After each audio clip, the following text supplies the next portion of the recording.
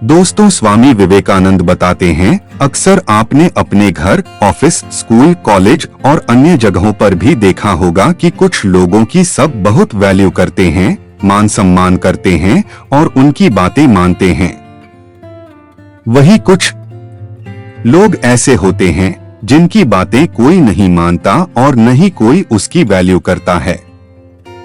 क्या कभी आपने इसके बारे में सोचा है कि लोग ऐसा क्यों करते हैं? जी हाँ, दरअसल इसके पीछे कई कारण होते हैं, जैसे आपकी नॉलेज, आपकी पर्सनैलिटी, आपके बात करने का तरीका और आपका लुक। इन सब बातों को ध्यान में रखते हुए लोग आपको जज करते हैं और यही वो चीजें होती हैं जो आपकी वैल्यू को घटाने या बढ़ाने का काम करती हैं। तो अगर आप भी चाहते हैं कि लोग आपकी वैल्यू करें, तो उसके लिए आपको कुछ टिप्स फॉलो करने होंगे। आइए आपको बताते हैं इनके बारे में। एक, अपनी अनुपस्थिति को महसूस करें। लोगों को अपनी अनुपस्थिति का एहसास कराएं।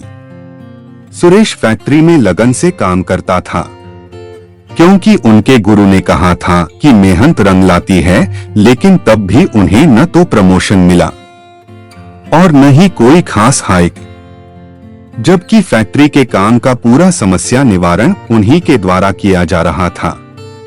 यानी अगर यह नहीं होता तो बहुत परेशानी हो सकती थी। वह अंत में अपने गुरु के पास गया और गुरु ने उससे कहा कि आप जानते हैं कि कड़ी मेहनत निश्चित रूप से भुगतान करती है, लेकिन आप यह नहीं समझते हैं कि आपको वह वेतन तभी मिलता है जब आपकी मेहनत किसी को दिखाई दे। जाओ, कुछ दिन की छुट्टी लेकर देखो। उसने वही किया। उसकी गैर मौजूदगी में सभी को इस बात का आभास हो गया था कि सुरेश ने कितना काम किया है। उन्हें कंपनी की तरफ से प्रमोशन और हाइक दोनों मिले। चाहे वह आपका घर हो, समाज हो या कार्यस्थल, अगर आप चाहते हैं कि लोग आपकी कीमत महसूस करें तो उन्हें अपनी अनुपस्थिति का एहसास कराएं। दो, भीड़ के ऊपर खड़ा है। भीड़ में बाहर खड़े हो जाओ। अगर आप भी लेट नाइट्स करते हैं तो टारगेट को पूरा करते हैं, फिर क्या वजह है कि आपके कॉलेज को डोट प्रमोशन मिला और आपने नहीं किया? क्योंकि उसका काम बॉस को दिखाया गया था, आपका नहीं। सफलता की ताकत पाने के लिए जितना जरूरी है अच्छा काम करना, उतना ही जरूरी है अपने काम की पहचान दिलाना।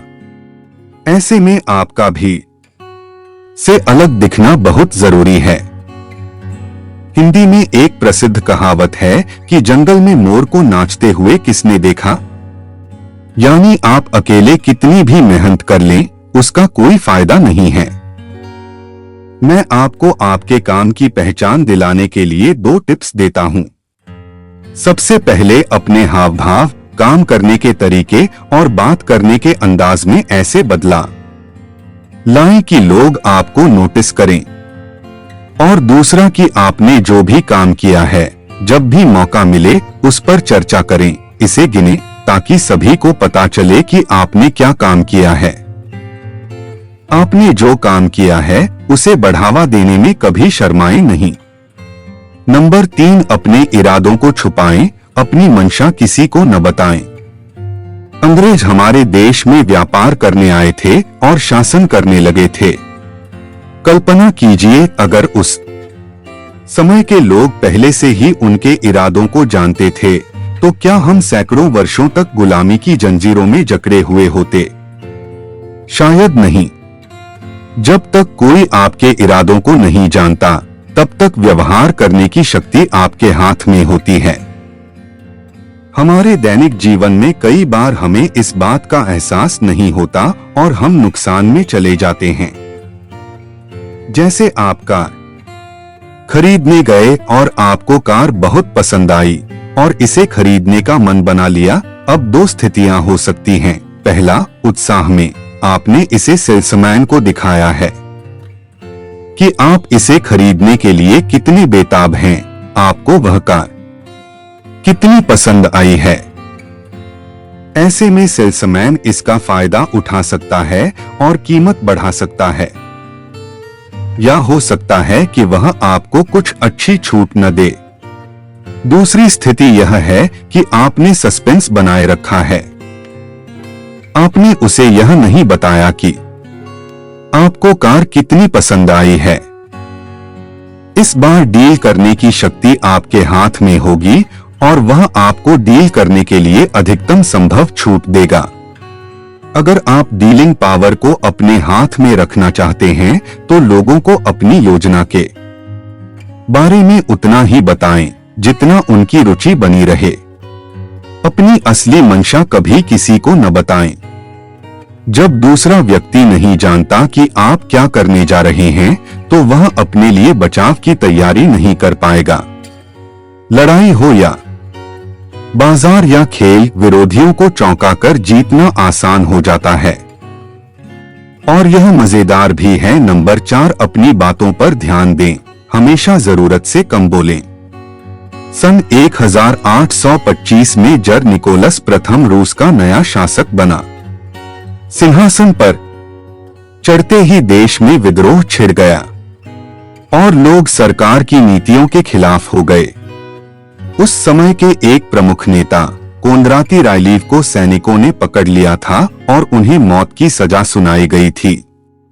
और जैसे ही उन्हें लटकाया गया, रस्सी टूट गई और कोंद्राती रायलीव जमीन पर गिर गए। उन दिनों ऐसी घटनाओं को भगवान की इच्छा के रूप में समझा जाता था और अपराधियों को माफ कर दिया जाता था।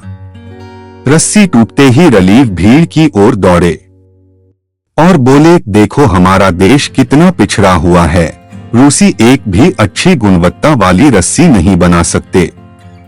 जब जार निकोलस को इस बात का पता चला तो उन्होंने अपना क्षमा आदेश फाड़ दिया और अगले दिन ठीक उसी समय उसे फिर से फांसी पर लटका दिया गया और इस बार रस्सी नहीं टूटी। तो आपने देखा कि कैसे अहंकार किसी की जान भी ले सकता है। अगर रायलीव उस समय चुप रहता तो उसे माफ कर दिया जाता और वह फिर से बाहर जाकर अपने आंदोलन को आगे बढ़ा सके। अमूमन ऐसा हम सबके साथ होता है। भावनाओं में बहते हुए, कभी सुख में कभी गम में बहते हुए हम ऐसी बहुत सी बातें कहते हैं जिससे आगे चलकर हमें दिक्कतों का सामना करना पड़ता है। इसके अलावा आप जितना कम बोलेंगे, आपके शब्दों की कीमत उतनी ही ज्यादा बढ़ेगी। कई लोग बातचीत में कई राज खोलते हैं या ऐसे कमिटमेंट करते हैं जिसे वे पूरा नहीं कर पाते और बाद में पछताते हैं। इसलिए जरूरत पड़ने पर ही बोलें और सोच समझकर ही बोलें, ताकि आपके एक एक शब्द में वेटेज हो, तभी लोग आपको सीरियसली लेंगे। नंबर 5, अपने कार्यों से जीतें, तर्कों से नहीं। जूलियस सीजर 14 ने अपने इंजीनियर को बुलाया और कहा कि वह अपनी नौसेना में एक नया जहाज लाना चाहता है। इसके साथ ही उसने उसे इस जहाज से जुड़ी उम्मीदें भी बताईं। इंजीनियर ने अपनी अपेक्षाओं को अवास्तविक पाया और वह उनसे बहस करने लगा। घंटों की बहस के बाद राजा इतना क्रोधित हो गया कि इंजीनियर को 1 साल के कारावास की सजा सुनाई गई। कितना अच्छा होता अगर वह सीधे काम में लग जाते और अपनी बात अपने कर्मों के जरिए पेश करते। आप चाहें तो किसी भी बात पर घंटों बहस कर सकते हैं, या आप सीधे अपने कार्यों से अपनी बात साबित कर सकते हैं। वाद विवाद जीतकर आपके हृदय को शांति मिले, लेकिन हकीकत में बहस जीतने से किसी को कुछ नहीं मिलता। इसके विपरीत यह आपके रिश्तों और प्रतिष्ठा को खराब करता है। तो फैसला आपका है। चाहे आप वाद विवाद में लिप्त होकर अपना सब कुछ खोना चाहते हो या उससे बचना चाहते हो और अपने कार्यों से अपनी बात साबित करना चाहते हो। नंबर 6, अपने दोस्तों से ज्यादा अपने दुश्मनों पर भरोसा करें। इतिहास गवाह है कि हर बार अपनों ने ही पीठ में छुरा घोंपा है। जिस व्यक्ति पर हम आंख मूंद कर भरोसा करते हैं वह एक दिन हमारे पतन का कारण बन जाता है। इसलिए रॉबर्ट ग्रीन कहते हैं कि जब बात किसी जिम्मेदारी की आती है, इसलिए उन लोगों को दोस्तों से ज्यादा देना बुद्धिमानी है जो अनजान हैं या आपके पुराने दुश्मन हैं। ऐसा क्यों? क्योंकि जैसे ही आप किसी पर भरोसा करते हैं आप उसे अपने राज बता देते हैं और उसे आपकी कमजोरी का पता चल जाता है। तो यह स्पष्ट है कि प्रतियोगिता, लालच और ईर्ष्या दोस्तों और रिश्तेदारों के बीच सबसे ज्यादा है।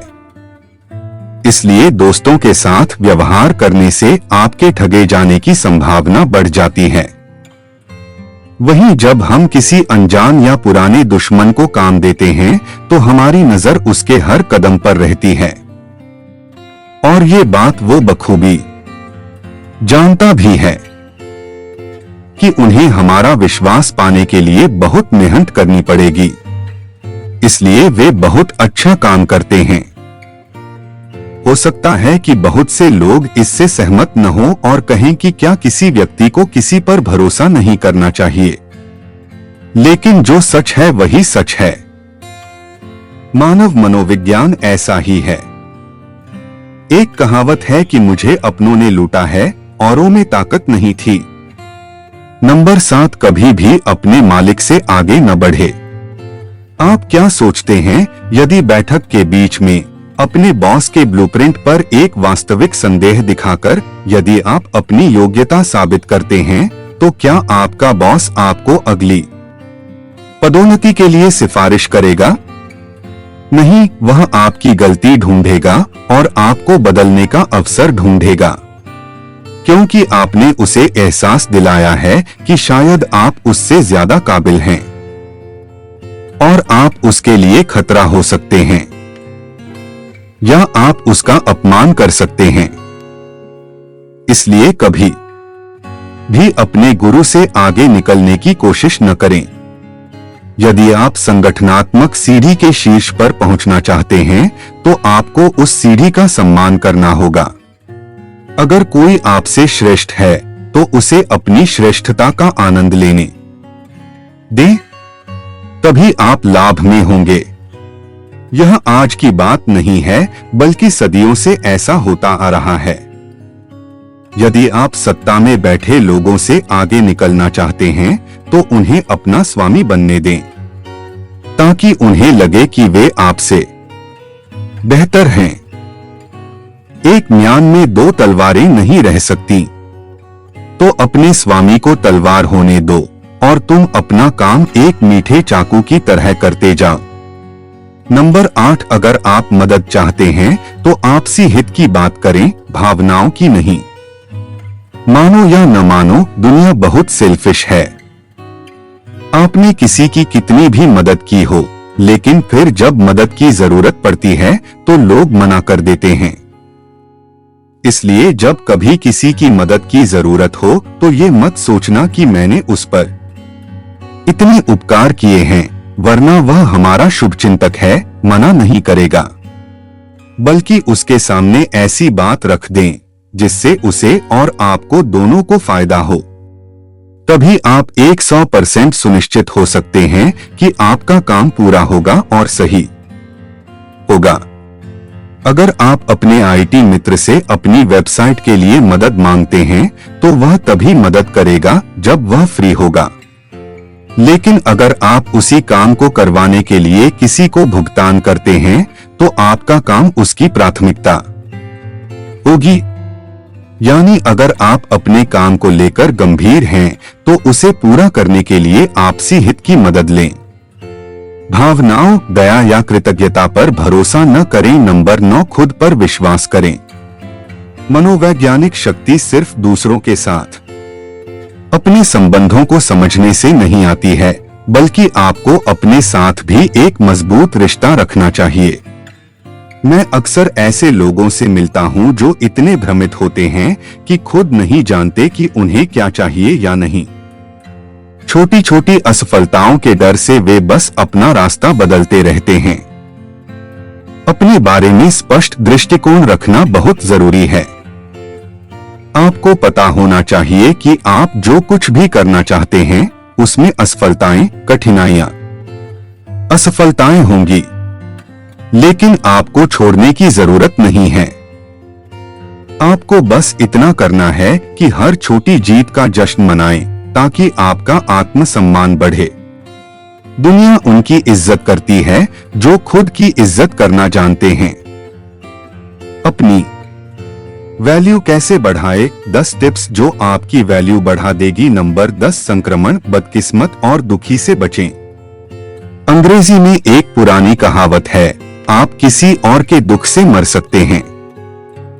यानी आप किसी और के दुख से मर सकते हैं। हमारा इमोशन सेटअप बिल्कुल वैसा ही है कि हम बिल्कुल उस कंपनी की तरह हो जाएं जिसके साथ हम हैं।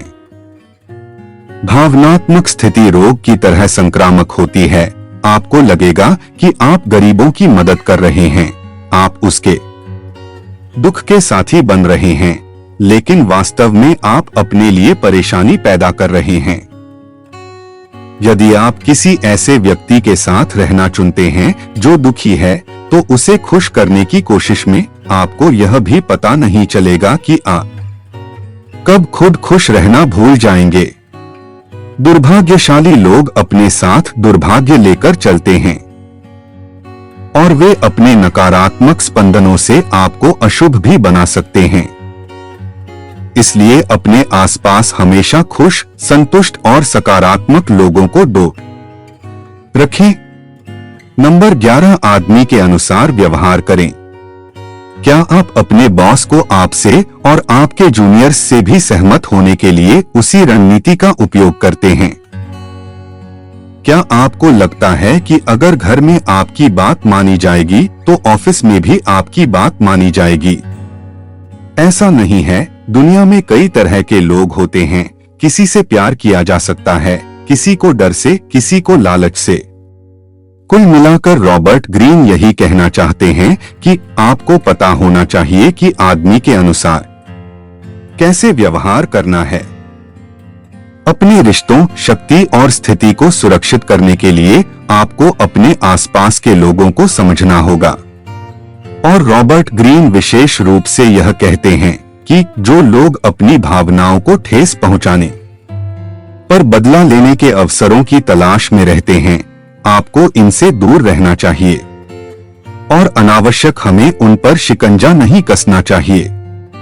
नहीं तो ऐसा करने से आप बेवजह दुश्मन बना लेंगे, क्योंकि हम नहीं जानते कि उसे कब और क्या आपके बारे में बुरा लगता है, और हम नहीं जानते कि वह किस बिंदु पर आपको चोट पहुंचा सकता है। नंबर 12, एक चोर वाले को पकड़ने के लिए एक चोर वाला खेल खेलें। आप कितनी स्मार्ट हैं? क्या आप उद्देश्य पर मूर्ख बनने के लिए पर्याप्त स्मार्ट हैं? एक कहावत है कि मुसीबत में गधे को भी पिता बना दिया जाता है। तो अगर आपने किसी बेवकूफ का सामना किया है लेकिन उसके पास आपका काम करने की ताकत है, तो अपनी चतुराई दिखाने के बजाय उसे यह समझने दें कि वह आपसे ज्यादा चालाक है और देखें कि आपका काम कैसे सुचारू रूप से चलता है। इसी प्रकार यदि आप अपने प्रतिस्पर्धियों के सामने अक्षम व्यवहार करते हैं, फिर वह आपको हल्के में लेने लगेगा। रॉबर्ट गैरीन का कहना है कि जैसे ही आपने सामने वाले को यह विश्वास दिला दिया कि वह आपसे ज्यादा चालाक है, तभी से आपकी जीत निश्चित है। नंबर 13, गणना मूल्य। अपना मूल्य समझे। वैसे तो आपको पैसा सोच समझकर खर्च करना चाहिए, लेकिन कुछ चीजें इतनी कीमती होती हैं, अगर आप अपनी सारी दौलत इस पर खर्च करते हैं तो यह भी कम है। ऐसी ही एक चीज है नाम और प्रतिष्ठा। इतना बड़ा शेयर बाजार, बड़े देशों की अर्थव्यवस्था, सब प्रतिष्ठा का खेल है। यदि आपकी प्रतिष्ठा अच्छी नहीं है तो आपकी मेहनत और सफलता पर किसी का ध्यान नहीं जाएगा और कोई तुम्हारी नहीं सुनेगा, तुम पर भरोसा नहीं करेगा। जबकि अगर आपकी प्रतिष्ठा है तो लोग अपने आप आपका अनुसरण करेंगे। एक स्थानीय दुकान से 500 की टी शर्ट भी आपको महंगी लगती है और आप छूट की तलाश करते हैं। दूसरी ओर आप लेवी की टी शर्ट के लिए 2000 खर्च करने के लिए तैयार हो जाते हैं, क्योंकि उस ब्रांड का मार्केट में नाम है। तो पहले अपना नाम बना लें, पैसा अपने आप जेनरेट हो जाएगा। रिलेशनशिप में अपनी वैल्यू कैसे बढ़ाएं? नंबर 14, अपने अंदाज में शाही बने। ऐसा कहा जाता है कि आपको दूसरों के साथ वैसा ही व्यवहार करना चाहिए जैसा आप अपने साथ करना चाहते हैं। रॉबर्ट ग्रीन ने इसे एक कदम आगे बढ़ाया। वह कहता है कि आप अपने आप से वैसा ही व्यवहार करते हैं जैसा आप चाहते हैं कि दूसरे आपके साथ करें। यदि आप विश्वास के साथ कमरे में प्रवेश करते हैं तो लोग आपके गलत शब्दों को सही मानेंगे। वहीं अगर आप सही हैं तो भी आप नर्वस रहेंगे, तो लोग आपकी बात सुनने से पहले 100 बार सोचेंगे। इसलिए ऐसे व्यवहार करें जैसे आप राजा या रानी हो। आपके हर कार्य में रॉयल्टी झलकनी चाहिए। ऐसे में जो भी आपसे मिलेगा वह आपके साथ वैसा ही व्यवहार करेगा। आमतौर पर हम साधारण रहने और जमीन से जुड़े रहने की बात करते हैं, लेकिन कभी कभी हम इस मामले में इतने उलझ जाते हैं कि लोग हमें हल्के में लेने लगते हैं। इसलिए खुद को रॉयल बनाओ, सिंपल नहीं। नंबर 15, महापुरुषों के स्थान पर कदम रखने से बचें। आपके बॉस आपके गुरु थे। ऑफिस में हर कोई उनका सम्मान करता था। उन्होंने कई कठिन परियोजनाओं को सफलतापूर्वक संभाला। आज वह आखिरकार सेवानिवृत्त हो गए और आपको वह कुर्सी मिल गई जहां आप सालों से बैठना चाहते थे। लेकिन क्या आप जानते हैं कि आपके लिए सबसे मुश्किल क्या होगा? हर चीज में आपकी तुलना आपके बॉस से की जाएगी। खुद को सफल बनाने के लिए आपको कड़ी मेहनत करनी होगी, वरना कोई आपको याद नहीं रखेगा। जबकि अगर आप किसी ऐसे व्यक्ति के पीछे कुर्सी पर बैठते हैं जिसे कई असफलताओं का सामना करना पड़ा हो, तो आपकी छोटी सी उपलब्धि बहुत चमकती है। पृथ्वीराज चौहान और महाराणा प्रताप को सभी जानते हैं, लेकिन उनके बच्चों को कौन जानता है? हो सकता है कि वे सभी महान राजा भी थे, लेकिन उनके पिता एक किंवदंती थे जिनकी कहानियों के पीछे उनके बच्चों की सफलता छिपी थी। इसलिए अगर आप कम मेहनत में ज्यादा चमकना चाहते हैं तो हमेशा ऐसे विकल्प चुनें जहां प्रतिस्पर्धा कम हो, ताकि आप किसी महापुरुष की जगह लेने से बच सकें। नंबर 16, क्रोध को अपने ऊपर हावी न होने दें। इसका इस्तेमाल करें। क्या आप किसी को कमजोर करने का सबसे आसान तरीका जानते हैं? उसे गुस्सा दिलाओ। क्रोध में व्यक्ति अक्सर समझने और सोचने की शक्ति खो देता है। उसकी हरकतें आवेगी हो जाती हैं। यदि आप छोटी छोटी बातों पर क्रोधित हो जाते हैं तो इसका खामियाजा आपको अपने जीवन में भुगतना पड़ सकता है। अगर किसी ने यह अनुमान लगाया है या पता लगाया है कि आपको क्या गुस्सा आता है, तो वे आसानी से आपकी नब्ज पकड़ लेंगे और आपको गुस्सा दिलाकर आप अपना ध्यान भटकाएंगे, कमजोर कर देंगे। इसलिए क्रोध जैसी प्रबल भावनाओं को अपनी सफलता के आड़े न आने दें। अगर किसी ने आपके साथ कुछ बुरा भी किया हो तो भी गुस्सा करने के बजाय शांति से काम लें और सही समय आने पर अपने तरीके से जवाब दें। तो दोस्तों, ये थे मानसिक शक्ति प्राप्त करने के 16 ऐसे नियम जिनसे आप हर हाल में जीतेंगे। इनमें से कई आपको अजीब और क्रूर लग सकते हैं, लेकिन यह सच है। आप एक अच्छा बदलाव करना चाहते हैं या एक बुरा बदलाव, यह महत्वपूर्ण है की सत्ता आपके हाथ में हो। आप दुनिया की मदद तभी कर सकते हैं जब आप खुद की मदद करने में सक्षम हो। इसलिए पहले सत्ता अपने हाथ में लें, फिर दूसरों का भला करने की सोचें। टाटा समाज के ऐसे जिम्मेदार और जागरूक नागरिक थे जो बिना किसी निजी स्वार्थ के हमेशा समाज का भला सोचते थे और इसके लिए उन्होंने अपना सर्वश्रेष्ठ प्रयास जारी रखा। इस महान व्यक्तित्व ने हमेशा पूरी दुनिया को प्रेरित किया है। उनकी दूरदृष्टि, ज्ञान, कड़ी मेहनत और जोश से भारत में उद्योगों के विकास में बहुत बड़ा योगदान दिया गया है और देश को कई क्षेत्रों में आत्मनिर्भर बनाने के गौरवशाली इतिहास में उनका बहुत बड़ा योगदान है। ऐसे महान लोगों के बारे में हर भारतीय को पता होना चाहिए और देश के लिए किए गए उनके शानदार और यादगार कार्यों पर गर्व होना चाहिए। तो इस जीवनी को ये बुक ऐप पर सुनना न भूलें। मैं देखता हूं कि कुछ अन्य ऐप हैं जो अपनी प्रीमियम सदस्यता के लिए हजारों रुपए से अधिक चार्ज करते हैं।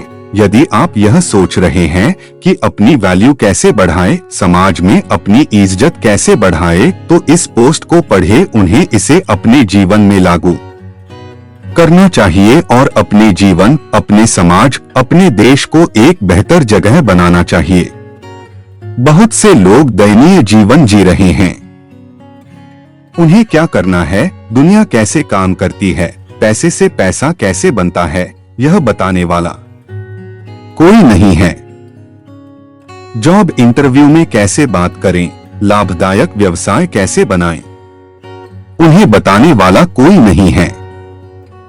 क्योंकि मुझे पता है कि आप में से अधिकांश छात्र हैं। अब आपके मन में यह सवाल आ रहा होगा कि इस ऐप को पूरी तरह से मुफ्त करें, और जहां तक मुझे पता है पूरी दुनिया में ऐसा कोई ऐप नहीं है जो इतना मुफ्त किताब सारांश दे रहा हो। और दूसरा यह है कि इस दुनिया में कोई भी ऐसा ऐप नहीं है जो बिना किसी विज्ञापन के इतना आसान मुफ्त किताबों का सारांश दे रहा हो। ये बुक ऐप एक एड फ्री ऐप है।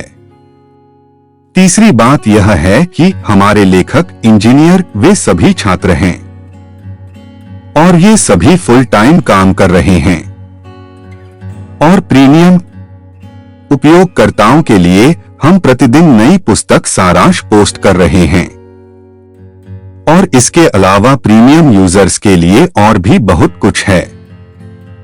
अंत में तुम लोग अद्भुत हो। पढ़ते रहो, सीखते रहो, बढ़ते रहो।